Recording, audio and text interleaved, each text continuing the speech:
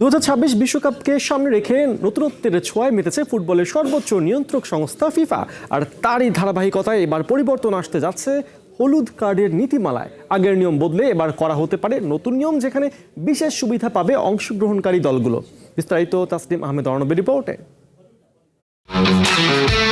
ফুটবলের নতুন নিয়ম অনুযায়ী কোনো টুর্নামেন্টে যদি একজন ফুটবলার দুটি হলুদ কার্ড পেয়ে যান, তবে পরবর্তী একটি ম্যাচে তিনি খেলতে পারবেন না। আর এতে সবচাইতে বেশি ভুগতে হয় সেই দলকে। আর দল যদি উঠে যায় নকআউট স্টেজে, তবে তো উত্তাপ ছড়িয়ে পড়ে আরও বেশি।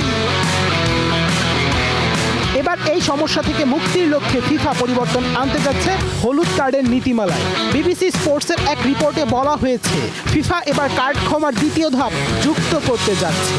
একাধিক হলুদ কার্ড দেখায় নিষেধাজ্ঞায় যে নিয়ম এতদিন ছিল, তা এবার শিথিল হতে পারে।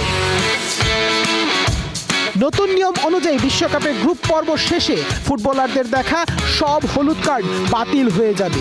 একই নিয়ম কার্যকর হবে কোয়ার্টার ফাইনাল শেষেও।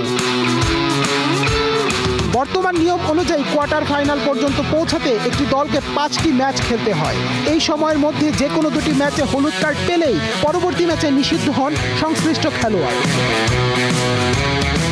এর পাশাপাশি নিষেধাজ্ঞার জন্য প্রয়োজনীয় কার্ড সংখ্যা 2 থেকে বাড়িয়ে 3 করার প্রস্তাবও এসেছিল ফিফার মিটিংয়ে। তবে ফিফার মতে 2 দফায় কার্ড বাতিলের নিয়মটি বেশি কার্যকর ও যৌক্তিক। এতে গুরুত্বপূর্ণ ম্যাচে অহেতুক নিষেধাজ্ঞা এড়ানো সম্ভব হবে। কানাডায় আজ ফিফা কাউন্সিলের সভায় বিষয়টি নিয়ে আলোচনার কথা রয়েছে।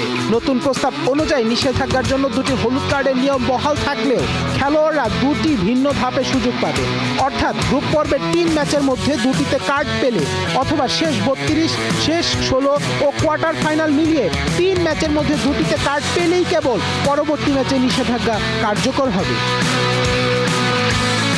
এই নিয়ম কার্যকর হলে নকআউট পর্বে খেলোয়াড়দের পাশাপাশি পুরো টুর্নামেন্টের গতি আরও বেগবান হবে মনে করছেন বিশ্লেষকরা। Taslim Ahmed Arnab, one sports desk.